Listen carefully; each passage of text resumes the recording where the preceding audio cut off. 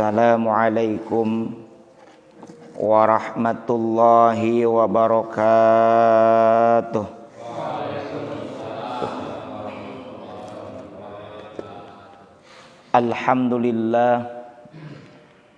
Alhamdulillahilladzi hadana lihadza wa ma kunna linahtadiya laula an hadanallah. Asyhadu an la ilaha illallah wahdahu la syarikalah wa asyhadu anna Muhammadan abduhu wa rasuluh la nabiyya ba'dah. Allahumma salli wa sallim wa barik ala sayyidina Muhammad wa ala alihi wa sahbihi ajma'in. Amma ba'du. Rabbi syrah li sadri wa yassir li amri wahlul 'uqdatam min lisani yafqahu qawli. Rabbi zidni ilma warzuqni fahma birahmatika ya arhamar rahimin. Yang kami muliakan para asatid, para hujjaj, para sepuh bini sepuh, para bapak, para ibu jamaah Masjid Jami' Al-Barakah yang mudah-mudahan senantiasa ada dalam rahmat dan ridho Allah Subhanahu wa taala. Puji dan syukur mari sama-sama kita panjatkan kehadirat Allah Azza wa Jalla yang senantiasa menganugerahkan kepada kita segala karunia nikmat-Nya. Utamanya adalah nikmat iman, nikmat Islam, nikmat sehat walafiat, dan tak lupa nikmat waktu luang. Alhamdulillah. Dan semoga kita bisa menggunakan seluruh nikmat tersebut dalam rangka taat kepada Allah Ta'ala, sehingga dengan istiqomahnya kita melakukan ketaatan karena Allah Ta'ala, saat tutup usia nanti, saat kita meninggal dunia nanti dalam keadaan husnul khatimah. Amin ya rabbal alamin. Salawat beriring salamnya semoga senantiasa tercurahkan kepada Rasulullah Muhammad sallallahu alaihi wasallam, juga teruntuk keluarga beliau, para sahabat beliau, para tabi'in, tabi'ut tabi'in, atba'ut tabi'in, hingga kita sekalian semoga termasuk dalam jajaran umatnya yang berusaha taat akan syariat dan menghidupkan sunnah-sunnahnya, dan semoga kelak mendapatkan syafaatul uzma dari beliau di yaumil akhir nanti. Amin ya rabbal alamin. Mengawali pertemuan pada kesempatan pagi hari ini, yakni pada kesempatan pagi hari Sabtu tanggal berapa? Tanggal 5 bulan Juni 2021 miladiyah, bertepatan dengan tanggal berapa Masehi Hijriahnya? Masih bulan Syawal ya, insyaallah di tanggal berapa sekarang? 23 Syawal ya. Mohon maaf, 24 Syawal 1442 Hijriah. Mari kita awali pertemuan ini dengan membaca suratul Fatihah. Semoga dengan keberkahan suratul Fatihah ini Allah mudahkan segala urusan kita. Yang punya masalah segera selesai masalahnya, diberikan kekuatan kesabaran, juga yang sakit semoga lekas sembuh. Pada umumnya pula hasil maksud yang dicita-citakan Allah penuhi segala kebutuhan kita. Yang penting lagi pada kesempatan ini hasil daripada pengajian ini berupa ilmu yang bermanfaat dan barokah. Ala hadhihi niyyah wa ala kulli niyatin salihah wa ila hadratin nabiyil mustafa Muhammadir Rasulillah sallallahu alaihi wasallam wa ala alihi wa azwajihi wa dhurriyyatihi wa li baitihi wa liman dakhala fi baitihil kiram syai'un lillahi lahumul fatihah. A'udzu billahi minasy syaithanir rajim. Bismillahirrahmanirrahim. Alhamdulillahi rabbil alamin. Ar-Rahmanir Rahim. Maliki yaumiddin. Iyyaka na'budu wa iyyaka nasta'in. Ihdinas siratal mustaqim. Siratal ladzina an'amta 'alaihim ghairil maghdubi 'alaihim waladdallin.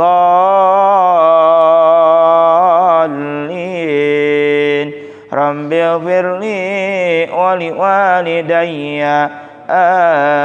Amin. Kita sambung terlebih dulu dengan membaca Sayyidul Istighfar. Silakan diikuti. Bismillahirrahmanirrahim. Allahumma anta rabbi, la ilaha illa anta,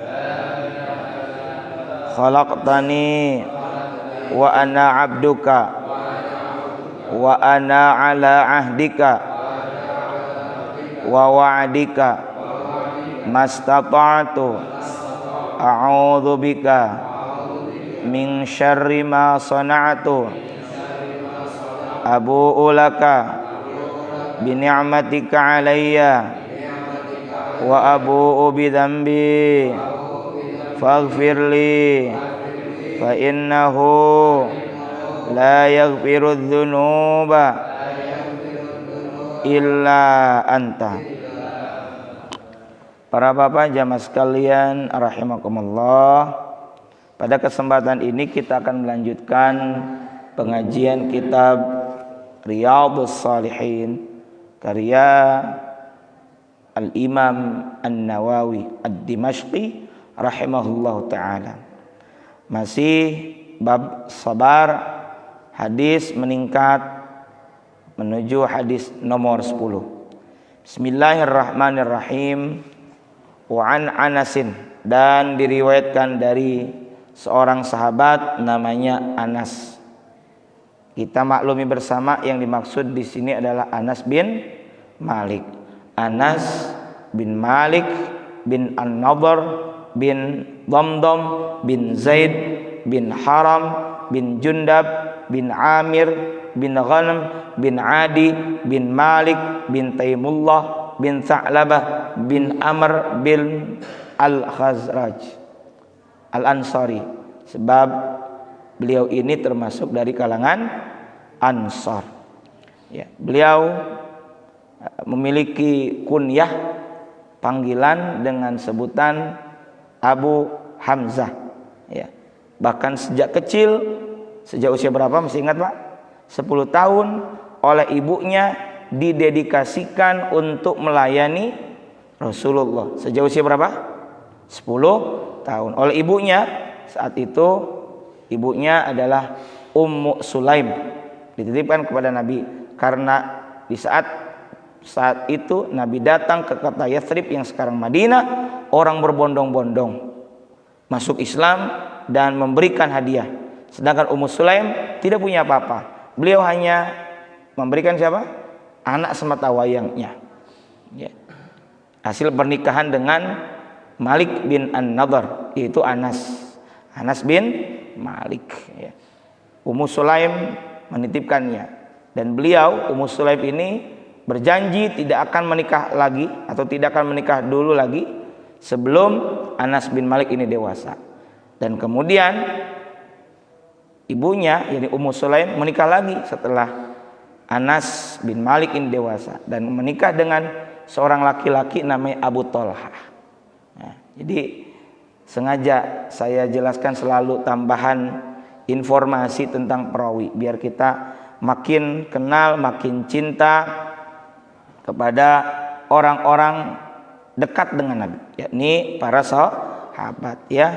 Dan ini Anas bin Malik termasuk di antara satu dari 6 sahabat yang paling banyak meriwayatkan hadis. Tidak tanggung-tanggung jumlah hadis yang diriwayatkan oleh siapa ini? Anas bin Malik sebanyak 2.286. Berapa? 2.286. Beliau mendengar langsung. Ya, beliau mendengar langsung dari Nabi. Bagaimana tidak mendengar langsung, Pak? Setiap hari bersama Nabi. Ya. Selain sahabat lain yang senior, sahabat lain yang senior itu seperti ya Abu Bakar As-Siddiq itu senior. Ya. Seperti lagi Umar bin Khattab, Utsman bin Affan, Mu'adz bin Jabal dan lain-lainnya. Gitu. Jadi beliau ini luar biasa. Gitu. Dan bahkan banyak perawi yang meriwayatkan hadis itu mengambil dari jalur Anas bin Malik, sekitar 200 orang. Jadi luar biasa. Ini Anas bin Malik orang dekatnya Kangjeng Nabi karena sehari-hari bersama baginda Rasulullah Muhammad sallallahu alaihi wasallam. Gitu. Ya. Nah, dan beliau ini didoakan oleh Nabi. Semoga berkah. Dan buktinya beliau punya keturunan yang banyak, beliau panjang umurnya, beliau juga punya kebun kurma yang mana kalau orang lain itu setahun cuma sekali panennya, tapi Anas bin Malik bisa sampai 2 bahkan lebih panennya dalam setahun. Berkah karena bersama Nabi. Makanya kalau kita punya anak ya biarkan dedikasikan untuk ilmu dan ulama, dalam arti tentu dalam rangka khidmat. Ya, belajar dari seorang Anas bin Malik. Nah, ini Anas bin Malik. Jadi kalau dulu baru sedikit informasi tentang Anas bin Malik, tambah sekarang. Bahwa Anas bin Malik itu meriwayatkan hadis cukup banyak, di antara 6 sahabat itu berapa? 2.286. Ada berapa orang, Pak, yang mengambil hadis dari jalur beliau? Sekitar 200 orang tuh. Nambah dikit. Ini belum saya sampaikan. Biar bertahap informasi ini penting sekali. Ya, jangan sampai anak-anak kita nggak kenal. Ya, kan sempat ramai itu anak-anak, ada video anak-anak dikenalin. Ini siapa? Ini siapa? Ini siapa? Giliran artis kenal, giliran pahlawan nggak kenal, kan miris. Nah, kita tanyakan, siapa Anas bin Malik? Siapa ya? Kacau ini. Harus tahu, dikenalkan dengan nama-nama para sahabat. Nah, dikit-dikit gitu. Begitupun para bapak. Jangan sampai para bapak orang tuanya dikenalkan, ditanya Anas bin Malik siapa? Tahu. Nah, jadi dikit-dikit tahu. Bapak sudah saya kenalkan dengan Abu Hurairah, Anas bin Malik, ya, kemudian dulu itu Jundub bin Junada bin Sakan alias Abu Dzar al-Ghifari. Dikit-dikit ya. Nah, ini hadis diriwayatkan dari Sayyidina Anas bin Malik bin An-Nadhr radhiyallahu taala anhu, semoga Allah meridhoi ini Anas bin Malik. Qala, telah berkata siapa? Anas bin Malik dulu. Qala, kata Anas, Pak, Sami'tu, udah jadi bahasa kita. Sima, dengar. Sami'tu, aku pernah mendengar. Kata siapa? Anas bin Malik. Iya, beliau sehari-hari bersama Rasul. Hampir setiap hari, hampir setiap waktu menerima ilmu dari Nabi. Aku pernah mendengar Rasulullah sallallahu alaihi wasallam yaqulu. Nah, yaqulu baru bersabda. Siapa yang bersabda? Kangjeng Nabi, Kangjeng Rasul. Aku pernah mendengar Rasulullah Muhammad sallallahu alaihi wasallam yaqulu. Beliau bersabda, Innallaha azza wa jalla. Apa kata baginda Nabi? Sesungguhnya Allah azza wa jalla, azza wa jalla dalam ininya azza sa'nahu wa jalla burhan.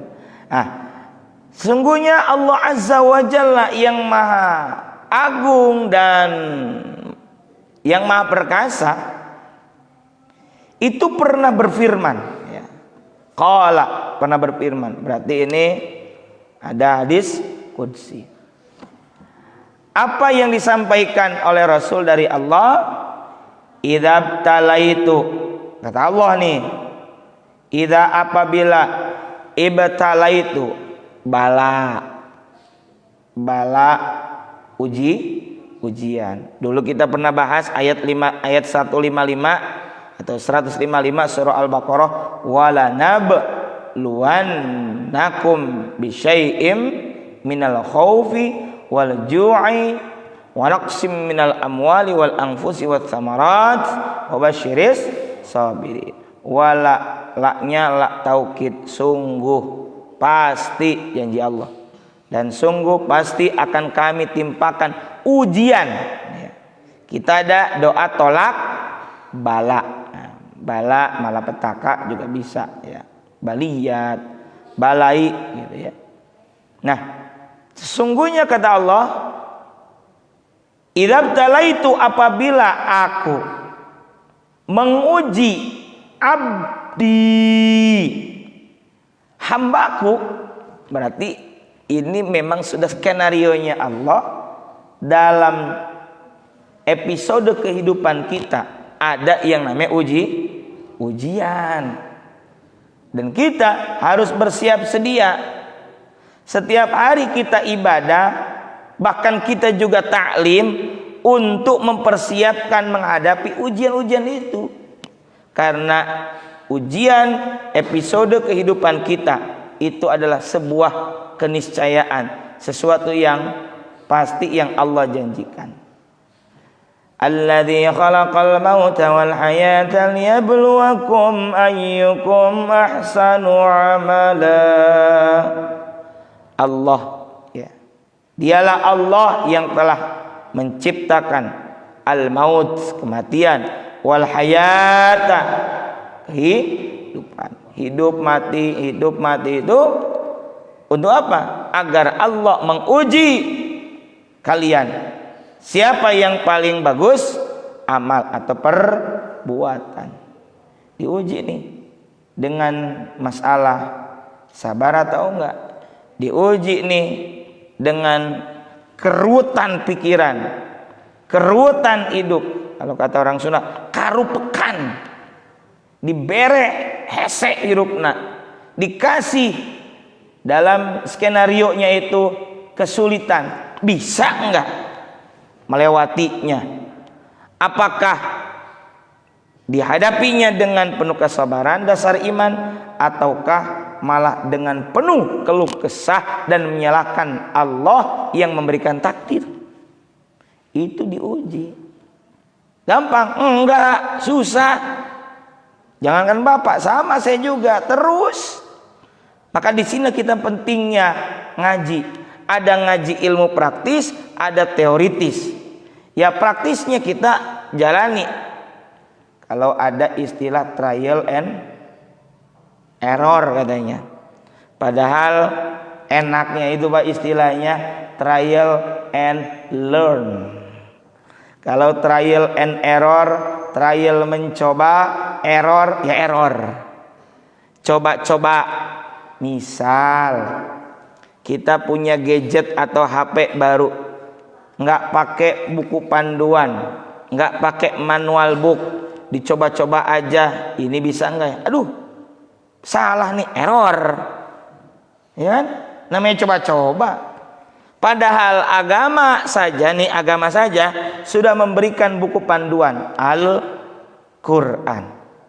Nggak ada di Al-Quran, di As-Sunnah. Nggak ada di As-Sunnah, ada qiyas, ada ijma' ulama. Bisa kita jadikan tempat bertanya itu para ulama. Ada panduan-panduannya. Handphone trial and error, gitu ya. Maka ada ilmu praktis, ada ilmu teoritis.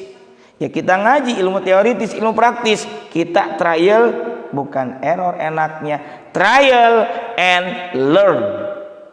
Belajar, mencoba. Ya, trial, mencoba, and learn, dan belajar. Dalam kehidupan ini, di alam semesta, kita terus belajar. Allah Ta'ala sering bilang, afala yanzuruna ilal ibili kaifa khuliqat. Allah Ta'ala juga bilang, disuruh untuk melihat alam raya, disuruh melihat ke dalam diri kita. Wa fi anfusikum afala tubsirun, dan pada diri kalian masing-masing, afala tubsirun, apakah kamu sekalian tidak melihat, tidak belajar, tidak berpikir, tidak berakal, tidak menjadikan pelajaran, semuanya jadi media belajar. Allah saja mengajarkan kepada Nabi Muhammad sallallahu alaihi wasallam di firman, di wahyu pertama, apa perintahnya? Iqra, bacalah. Apa yang dibaca? Maka kata Nabi, ma'ana biqari, aku tidak bisa baca. Karena apa yang harus aku baca? Ya, baca itu ada yang sifatnya textbook, ya, tekstual, teks, tulisan. Ada yang kita baca tidak tertulis. Yang tertulis kalau Al-Quran ya berarti ayat-ayat Quran nih ya. Yang tidak tertulis itulah ayat-ayat kauniyah, tanda-tanda kebesaran, tanda-tanda keagungan kekuasaan Allah yang tersebar di alam raya. Itu yang kita baca dan ada isyarat keagungan kebesaran Allah. Tuh. Nah, maka kita kudu belajar, termasuk juga dalam menghadapi kehidupan ini. Karena hidup ini kudu terus belajar. Maka kita ngaji. Apa yang kita bahas hari ini ya ilmu, kalau kata orang Sunda, ilmu paranti, ilmu alat. Kalau nahu sorof alat untuk membaca, ini dibaca jer, nasob, khafat, jazm dan lain-lainnya. Kalau yang dimaksud ilmu alat dalam arti saya ini adalah ilmu alat untuk memfasilitasi kita hidup di dunia. Hidup di dunia ini masalah ada saja. Saya nggak mau bilang banyak, ada. Maka kita butuh panduan dari Al-Quran dan As-Sunnah. Dan kesempatan ini bersama saya insya Allah setiap Sabtu kita ngaji Riyadhus Shalihin. Ya Qurannya ada, ya hadisnya ada. Apa kata Allah? Idzabtalaitu abdi, apabila aku menguji hambaku bihabi bataihi, ya, dengan kehilangan dua kekasihnya. Secara bahasa habib kekasih, habibataihi kedua kekasihnya. Yang dimaksud dua kekasih ini adalah kedua matanya. Karena seseorang memposisikan matanya adalah sebagai satu di antara anggota badan yang sangat vital, yang sangat penting. Ya betul, meskipun kita nggak bisa melihat, tapi kita masih bisa napas. Tapi mata ini penting. Kita bisa melihat, kemudian kita bisa membedakan mana warna, terang gelap, yaitu wasilah kedua mata kita. Sesungguhnya tadi apabila kata Allah, apabila aku menguji hambaku bihabibataihi dengan kehilangan dua kekasihnya, yakni dua matanya, apa berarti buta, ya. Dulu ada namanya itu Abu Ishaq Al-Harbi. Selama 10 tahun beliau mengalami kebutaan pada sebelah matanya. Itu asbabul urutnya gitu ya. Ini berkenaannya. Jadi ada seorang namanya siapa tadi? Abu Ishaq, ya. Abu Ishaq Al-Harbi. Itu. Abu Ishaq Al-Harbi ini beliau selama 10 tahun buta. Tapi cuma sebelah mata. Meskipun begitu, ya, meski demikian, ini Abu Ishaq Al-Harbi tidak pernah sekalipun mengeluh di hadapan orang-orang. Ya. Makanya ini ada hadis, idzabtalaitu abdi bihabibataini fasabara, lantas ia sabar. Ini mah dua matanya nggak bisa ngelihat, hilang ya, fungsinya. Tapi pas sobaro, lalu dia bersobar. Apa janji Allah? Awwadtuhu, pasti aku gantikan untuknya, untuk itu si hamba, minhuma dari kedua mata tadi, al jannata, berupa surga. Masya Allah. Yuridu ainaihi, yuridu ainaihi. Itu. Jadi diganti oleh Allah berupa apa? Berupa surga. Itu. Yuridu ainaihi, yang mana? Yuridu ainaihi, yang mana ini? Syarahnya. Yuridu ainaihi, di mana bermaksud ainaihi dengan kedua matanya. Oh ya, kenapa mata itu disebut dengan bihabibataihi? Di sini disebutkan karena yuridu ainaihi, yang dimaksud oleh Nabi itu bihabibat, yang dimaksud dengan bihabibataihi di sini ya adalah ainaihi, dua matanya gitu. Yuridu ain Nabi sallallahu alaihi wasallam bihabibatai ainaihi gitu. Nah, para bapak jemaah sekalian rahimakumullah, di sini rawahul Bukhari, diriwayatkan oleh Imam Al-Bukhari.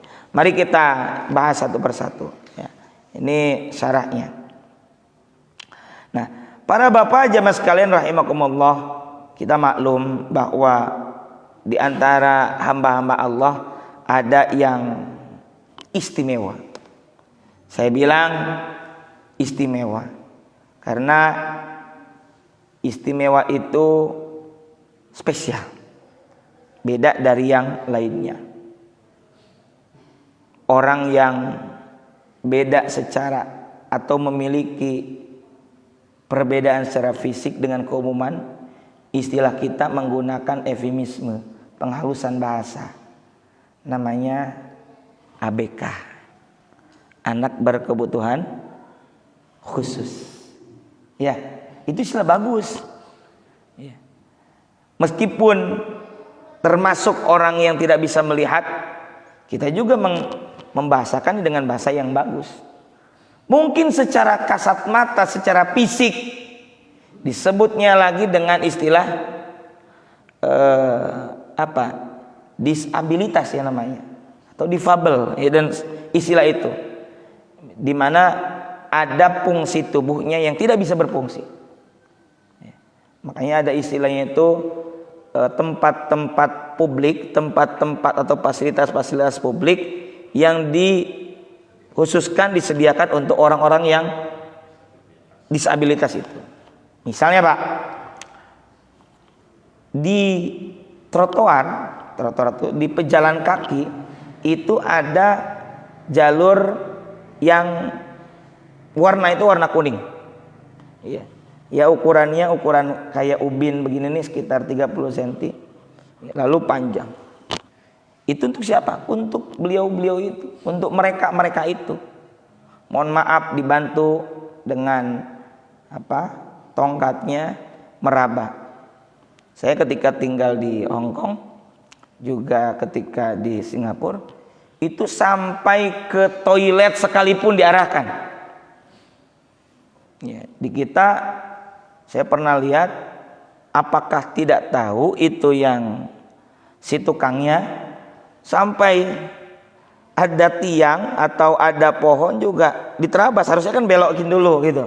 Ini misalnya tiang, ini dipisahkan oleh tiang, harusnya belokin begitulah.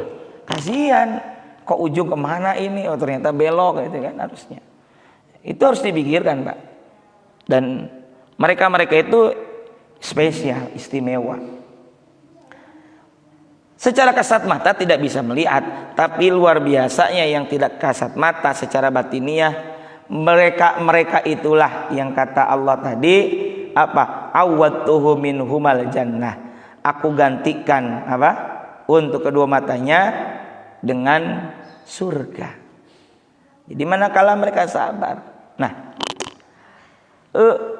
dalam hadis ini ada kalimat atau ada kata fasobaro.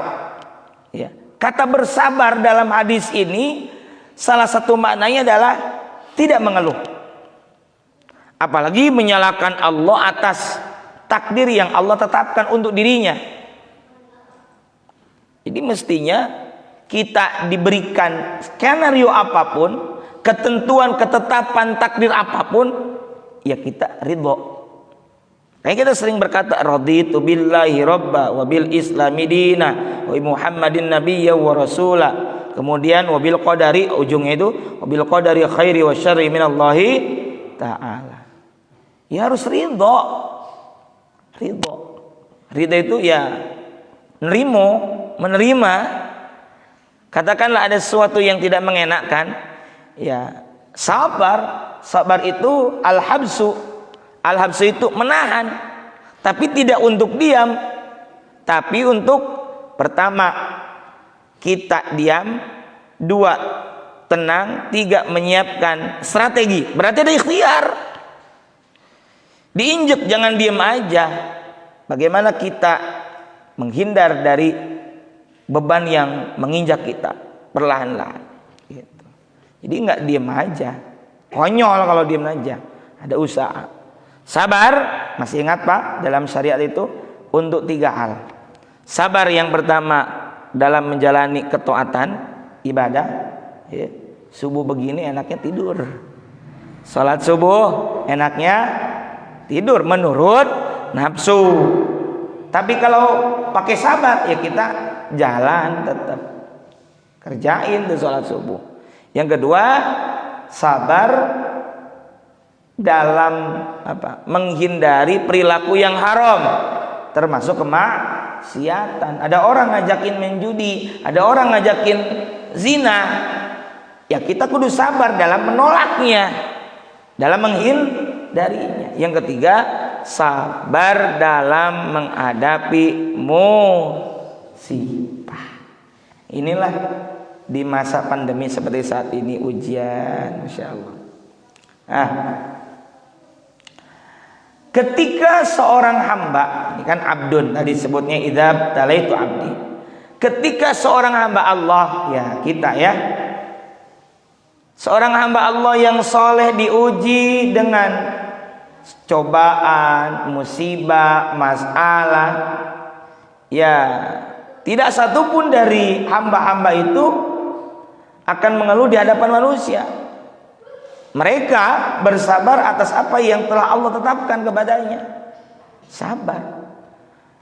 Dan dalam sabar itu mestinya nih hamba-hamba itu termasuk kita itu tidak lain kecuali mengharapkan rahmat, ridha dari Allah Subhanahu wa taala dan bersyukur sudah dimampukan untuk bersabar. Karena kita nggak bisa apa-apa ketika demikian, ketika menghadapi musibah kecuali dari ada pertolongan dari Allah. La haula wala quwata illa billah. Maknanya la haula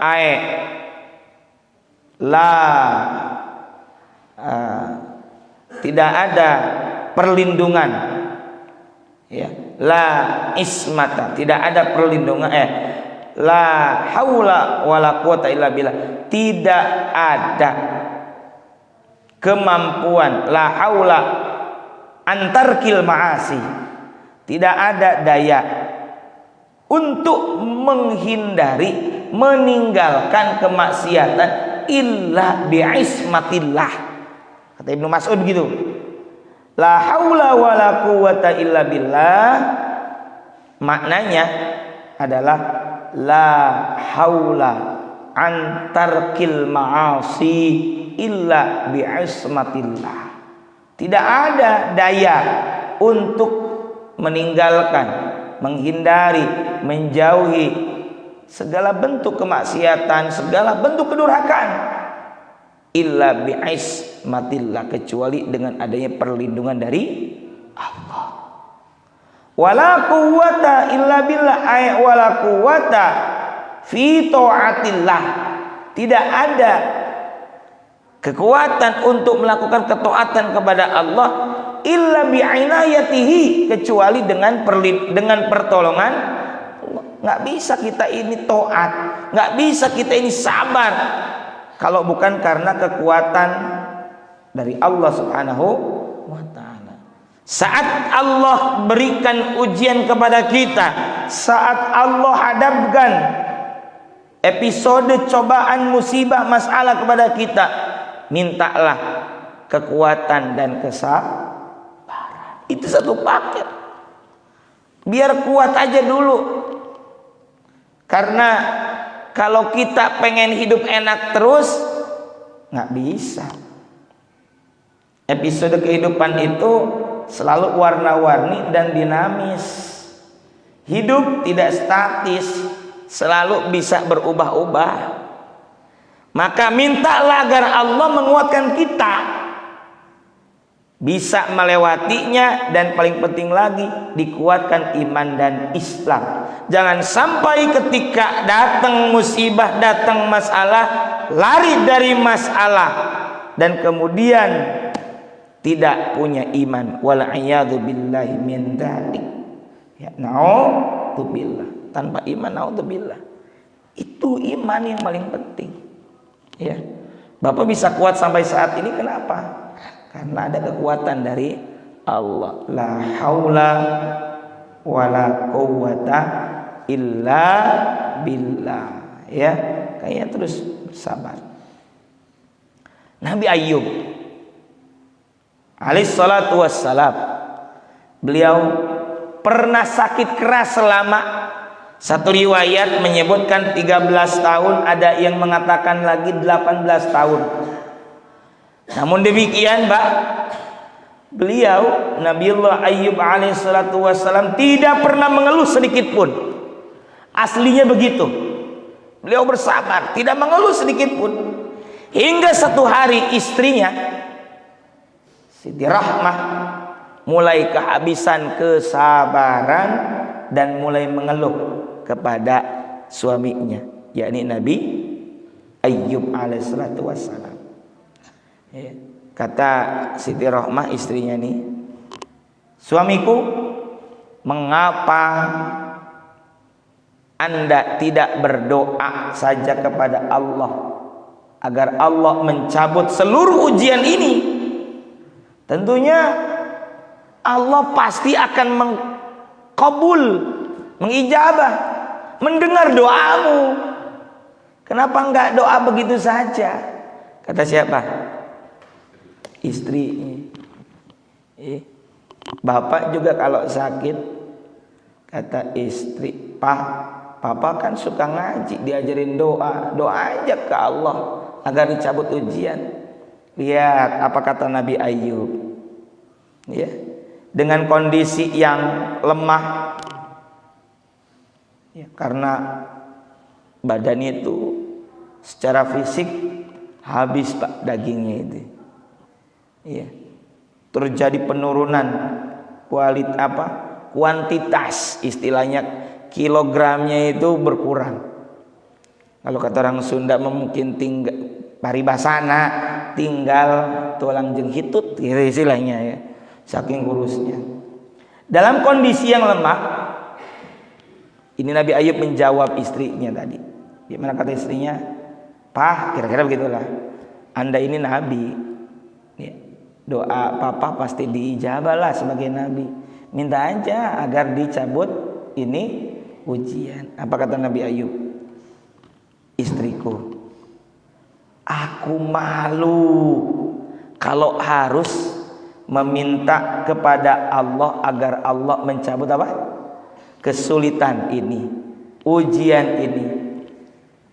Bukankah Allah sudah menganugerahi kita lebih banyak tahun-tahun kebaikan ketimbang tahun-tahun kesulitan? Kira-kira lebih banyak sehatnya ketimbang sakitnya. Coba katakanlah kalau kita usia Bapak ini 50 tahun, sakit, baru sakitnya itu katakanlah 3 hari sampai sepekan misalnya. sakit gigi misalnya, dengan udahan aja ya Allah cabut, ya Allah gitu kan, udah kayak mau mati, ya. Udah kayak setengah mati, 2 kali mati berarti itu, karena setengah kali 2 jadi 1. Gitu. Tapi sampai sekarang belum kelihatan tuh bangkainya, setengah kali 2. Gitu. Ya. Kita udah merasa paling hebat diuji itu. Ya. Orang lagi sakit gigi tuh sensitif.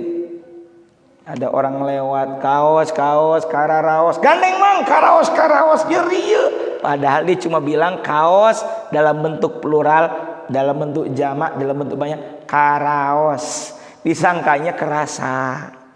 Dalam bahasa Sunda karaos itu. Ya. Lihat Nabi Ayub alaihissalatu wassalam. Ya. Apa poinnya? Poinnya adalah sebuah cobaan seharusnya tidak membuat kita, seorang hamba Allah, lalai untuk tetap bersyukur terhadap banyaknya, jutaannya, alfi, ribu-ribu, maksudnya jutaan keberkahan, jutaan kebaikan yang Allah berikan. Ya, lagi begini mah ingat, tapi lagi sakit mah nggak bisa. Makanya dari sekarang nih belajar, sehingga ketika nanti sakit udah dapat ilmunya. Ingat Nabi Ayub 13-an tahun atau belasan tahun sakit, tapi beliau masih melihat lebih banyak umur atau waktu sehatnya, lebih banyak ketika diberi nikmat, keberkahan, anugerah oleh Allah Subhanahu wa taala. Gitu. Sama kayak kita melihat istri kita. Dulu mah banyak mujinya, dapat melihat senangnya. Giliran sekarang ada kurang dikit digede-gedein, jangan. Itu dinamika kehidupan. Gitu. Nah, dari itu poinnya kita bersyukur. Kita ini jangan merisaukan apa yang belum kita miliki daripada nikmat. Tapi yang harus kita risaukan adalah tentang nikmat yang belum kita syukuri. Banyak yang bisa jadi kita ini lupa dengan anugerah nikmat Allah yang begitu banyak. Nah, para bapak, para ibu jemaah sekalian rahimakumullah, kembali lagi tentang sabar. Seperti tadi buta, juga seperti sebelumnya kisah Nabi Ayub. Nabi Ayub misalnya tadi itu yang sakit. Betul bahwa kita sebagai hamba, ya, hambanya Allah, itu mesti ikhtiar. Diharuskan berikhtiar, berusaha mencari pengobatan dengan pergi ke dokter. Ya, itu syariatnya. Supaya penyakit yang kita derita bisa disembuhkan atas izin Allah. Tetapi juga yang kudu ditekankan, yang harus diingat baik-baik dalam agama kita adalah bahwa kita harus menghindari, menjauhi satu, pikiran negatif. Ini penting. Pikiran negatif yang bisa memperbesar penderitaan dan membuat kita lupa pada berbagai keberkahan yang Allah berikan, yang ada di sekitaran kita. Jangan negatif thinking, suudzon. Kenapa sih harus sakit? Ya, harus husnudzon. Kepada Allah itu maknanya bukan sangka, tapi yakin. Saya yakin nih ada skenario Allah berupa hikmah di balik ini semua, manakala kita bersabar. Apa itu? Ya, saya selalu bilang, kalau dihitung-hitung antara pahala dan dosa, lebih gede mana? Dosa. Iya, bagaimana menghilangkannya? Istighfar kita kurang. Gitu. Kalau kita tidak bisa berlomba-lomba dengan orang salih dari segi banyaknya amal salih, maka setidaknya kita mestinya bisa berlomba-lomba dengan orang yang bertaubat dalam urusan istighfar.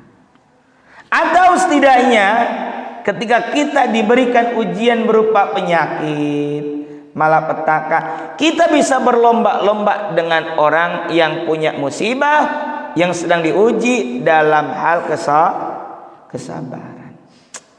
Gitu. Kita harus banyak bersyukur. Ya, syukur sabar itu satu paket. Yuk lihat firman Allah Subhanahu wa taala dalam surah Ibrahim ayat 34. Bismillahirrahmanirrahim. Wa atakum min kullim wa atakum min kulli ma sa'altumuh wa in ta'uddu ni'matallahi la tuhsuha innal insana lazalumun kafar. Allah sadaqallahul azim wal ma'na Allahu alami muradi. Kita dengar ayat Al-Quran muji Allah, apalagi kalau kita paham, Masya Allah. Nah, ya. Apa kata Allah? Wa atakum, ya. Dan Allah, yakni dia Allah, ata secara bahasa Arab itu datang, telah mendatangkan, telah memberikan kum kepada kamu sekalian min kulli ma sa'altumuhu, segala apa yang kamu mohonkan kepadanya. Bapak pengen ini, pengen itu, bahkan tanpa pengen dikasih oleh Allah. Tuh, itu anugerah. Maka kata Allah, wa in ta'uddu ni'matallahi la tuhsuha. Dan jika kamu sekalian menghitung nikmat Allah, pasti niscaya kamu tidak akan mampu menghitungnya. Maka ditutup dengan kalimat innal insana, sesungguhnya manusia itu lazalumun kafar, sangat zalim. Zalim itu tidak adil, tidak menempatkan pada sesuatu tidak pada tempatnya, kafar dan mengingkari nikmat Allah, nggak bersyukur gitu ya. Makanya kita kudu baik bersyukur dan bersabar. Nah, masih berkenan dengan hadis ini juga, di dalam satu riwayat diceritakan bahwa pernah ada seorang laki-laki datang mengeluh kepada Yunus bin Ubaid tentang sakitnya. Ditanya, kata Yunus ketika dia ngeluh, Yunus bin Ubaid bilang ini, apakah kamu pernah melewatkan penglihatanmu setidaknya sebanyak 100.000 kali? Kamu pernah nggak melewatkan penglihatanmu? Artinya Allah kasih kamu kemampuan bisa melihat, tapi kamu melewatkan 100.000 kali misalnya. Enggak. Bagaimana dengan pendengaranmu? Ya, enggak juga. Artinya kamu bisa mendengar, iya. Kamu bisa melihat, iya. Lalu kamu punya lidah. Lidahmu itu enak kan makan? Iya. Terus bagaimana dengan akalmu? Iya. Saya tidak pernah melewatkannya. Artinya akal itu saya rasakan berupa nikmat dari Allah. Saya pakai akal itu untuk berpikir. Ya. Bahkan kemudian kata Yunus bin Ubaid, aku melihat bahwa kamu memiliki lebih dari 100.000 keberkahan dan kamu masih saja mengeluh. Artinya apa? Ada orang mengeluh, dibalikin, kamu nggak banyak syukur. Kamu baru segini saja sudah mengeluh. Padahal kamu sudah dapat ratusan ribu jutaan kali lipat kesempatan yang Allah berikan pada kamu. Tapi kenapa kamu tidak fokus kepada nikmat itu? Kenapa kamu fokus kepada apa? Rasa sakit itu. Itu. Makanya kemudian Sayyidina Abdullah bin Abbas radhiyallahu ta'ala anhu pernah mengatakan bahwa jika ujian yang kita hadapi terasa begitu berat, kita harus ingat bahwa ujian itu bisa saja lebih berat lagi. Oleh karena itu janganlah kita lupa untuk bersabar dan bersyukur. Ya, karena itu ayo melihat hadis ini kita harus terus bersabar. Hadis ini memang berbicara tentang orang yang diuji matanya tidak bisa melihat, digantikan dengan surga manakala ia bersabar, yakni tidak mengeluh. Maka poinnya lagi, kita dapat musibah, dapat masalah, sabar dan bersyukur. Bersyukur apanya? Satu, bersyukur karena masih lebih banyak nikmat Allah. Kedua,